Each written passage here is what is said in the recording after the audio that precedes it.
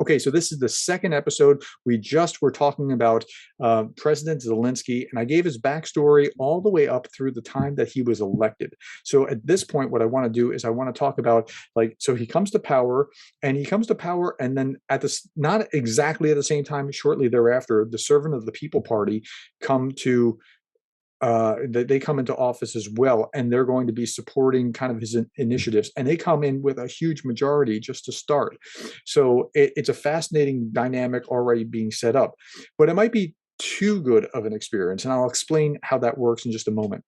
At any rate, I told you how in the last episode, I told you how, like, when I heard his line about I need the fight is here, I need ammunition, I don't need a ride. I was like, whoa, I have to learn about him. I'll tell you another one, actually two more at least, of his quotes that I'm just like, wow, that's pretty amazing. So it's inauguration day, and this is where I'm starting now. It's inauguration day, and in his speech, he's talking about things that are going on in the corruption in government and things along those lines. And and he says, we need people in power who will serve the people. This is why I really do not want you to hang pictures in your offices, for the president is not an icon, an idol, or a portrait. Hang your kids' photos instead, and look at them each time that you're making a decision. I'm like, whoa, okay. Instead of having like the president on the wall, he said, hang a picture of your own family there. And then when you are making a decision, think how would they think about what you're about to do? I think if you actually were doing that, that would cut down on the corruption significantly. And it's a really remarkable sentiment. And I read that and I was thinking, wow, he's onto something.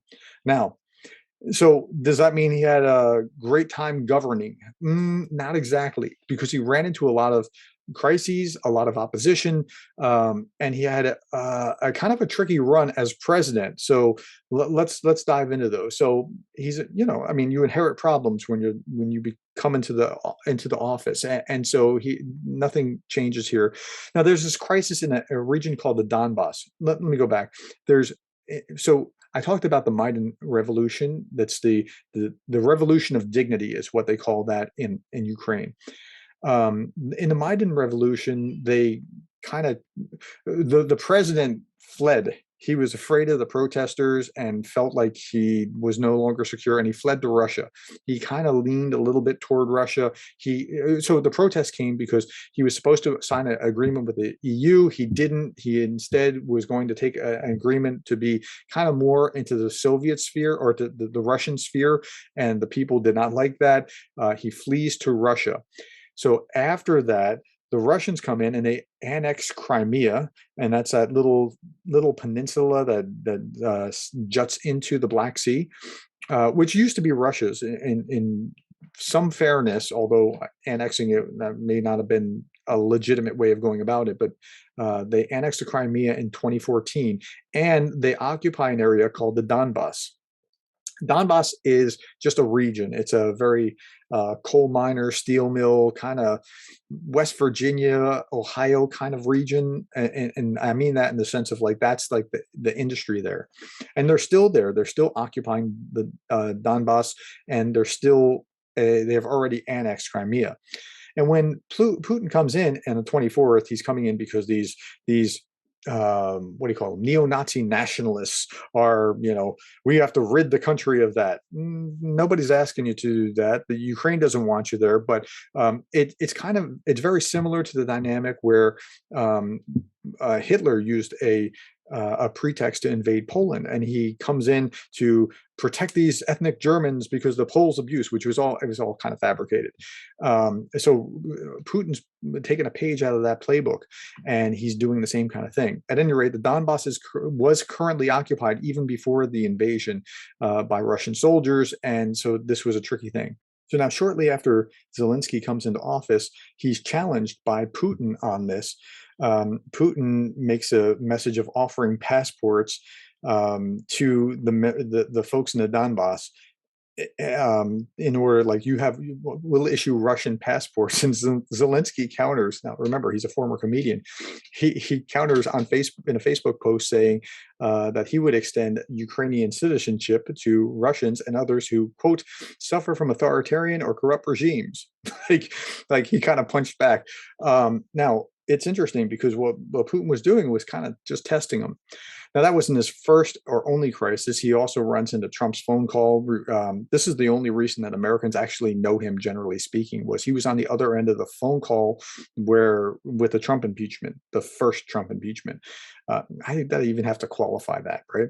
So Trump calls him and says, "Hey, I'd like you to look into this thing," and that thing was about the servers that had something to do with maybe his impeachment in Russia, and partly with Hunter Biden's son, or Joe Biden's son Hunter, and try to find out what's going on. And these servers are in the Ukraine, so he's asking him to look into that. Zelensky is not doing anything wrong. He just wants to have a good relationship with the United States because he realizes, like, hey, this could be a good ally that could be good for our country. Didn't do anything wrong, but that's the next thing that he has to weather. Okay, so after that, we're into COVID. And so that's 2019. This is 2020. We're into COVID, and COVID's bad for every world leader. Like, no, I can't think of a world leader who has not gotten a black eye from COVID, because no world leader really could handle it well, because it was just something so foreign. And Zelensky was trying to do lockdowns just like we were in other places. And he came into conflict with some of his other, some of the governors of the various territories within Ukraine, and so it was another black eye.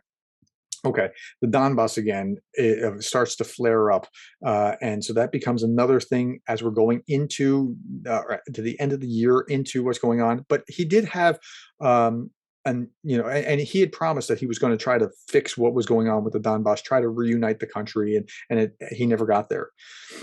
He did have a few wins. He got through some anti-corruption bills, and he registered most of the country, or probably about half the country, on the DIA mobile app. I don't know how you pronounce it, DIA, whatever, mobile app, which allows them to do things like renew driver's licenses, register businesses, create COVID certificates, all kinds of things that they could do virtually. Now, that's important to fight corruption, because if you can do this virtually, you don't have to deal with a corrupt bureaucrat who wants to be on the take and take money. So great. So he's getting some wins. But at this point, in about October, November, somewhere in late 2021, his approval ratings are down at about 25%. He's kind of a victim of his own success. Like, he had sky high approval, 73% voted for him, and they're expecting servant of the people, come and fix everything that's broken with this. Okay, but he's only human. He has to work against people that are actually trying to still be corrupt and that kind of thing. And that doesn't mean he's spotless. I haven't seen things about him being particularly corrupt, but he's in this culture, in this milieu. Okay, so moving forward, we get to the February 24th invasion, and I'm telling you, like, some of the things that he's done are just brilliant as a leader. And that's why we're talking about him here on my podcast, because I'm very focused on leadership. Okay. So in his first speech, he says, "And what do we hear today? It's not just rocket explosions, battles, the roar of aircraft. It is the sound of a new iron curtain lowering and closing Russia away from the civilized world." And he knew exactly what he was doing in that. He's essentially paraphrasing from Winston Churchill in his Iron Curtain speech, where Churchill coined the term. And yeah, that's right. That's what was going on. If Russia could capture the Ukraine, why wouldn't they be going into Moldova? Maybe even into Finland. Finland and Sweden are not part of NATO, and so while NATO is not doing anything to pick up for the Ukraine militarily, it's because they're afraid of starting World War III, and Putin knows that. And you got to be believing that President Xi is watching this, because he really wants to take Taiwan. And you got to believe that other dictators of other smaller places, Iran or wherever, Syria, are looking at this very carefully as well. Okay, so just a brilliant connection that he makes. Now, as a leader, whatever he says is going to have far more import or impact than whatever somebody else says, right? I mean, if I say something, it's one thing. If the president of my university says it, it's much louder than when I say it. So as a leader, he's recognizing this. And I mean, what a speech. The second day, and so Russian propaganda is saying, "Oh, Zelensky has fled the city." He puts out a video where he's out on the streets and he says this quote, "I know a lot of fakes are being produced right now." That's what they call fake news there, or propaganda. "I know a lot of fakes are being produced now. In particular, that I allegedly left Kiev. I stay in the capital. I stay with my people. During the day, I held dozens of international talks, directly managed our country, and I will stay in the capital. My family is also in Ukraine. My children are also in Ukraine. My family is not traitors." By the way, when I'm reading this, I'm reading the English translation from the president's website. So, it's a little off. "My family is not traitors. They are the citizens of Ukraine, but I have no right to say where they are right now. According to our information, the enemy marked me as #1 target. My family is #2 target. They want to destroy Ukraine politically by destroying the head of state." Like, he's saying, I'm staying, I'm here, I'm in Ukraine, I'm in Kiev. And by doing that, a lot of people who were looking around are like, do I flee? Do I what? It's hard for him to call for them to stay and fight if he's calling from Paris. But if he's staying in Kiev, that's a whole different story. And then on the third day, we had that brilliant bit that I already talked about, where he's offered to be evacuated, and he says, "No, the fight is here. I need ammunition, not a ride." And that right there, regardless of how anything goes from here, has made him has given him an international reputation. He would be speaking daily. He puts out these videos, and I think his background as a in TV and movies and the production aspect of it has been really, really helpful, almost like Reagan. He's offering daily encouragement by video to his people. He speaks to the Russians directly: "Go home. This is nothing here for you. You don't want to lose your life by being here. This is a bad war." Now they're not hearing that, I'm sure, through their high command is not going to let them listen to it, but it's bolstering the confidence of the Ukrainians, who they arm civilians. They sent them out to fight. I mean, it's a big thing. He speaks to world leaders regularly. He spoke to the Canadian Parliament, the British Parliament, our Congress. In fact, the next one I'm going to do is a review of when he's speaking to our Congress, and he's brilliant. Like when he spoke to the British Parliament, he quoted Churchill. Now that was smart. He quoted Churchill during the Blitz.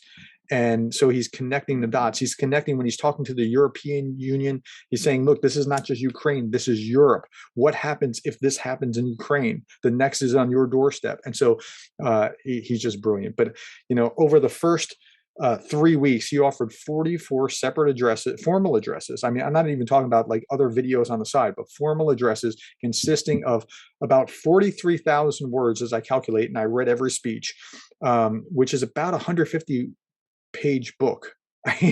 So he's doing what he should be doing as a leader. So again, in the next video, I'm going to review his speech before the United States Congress.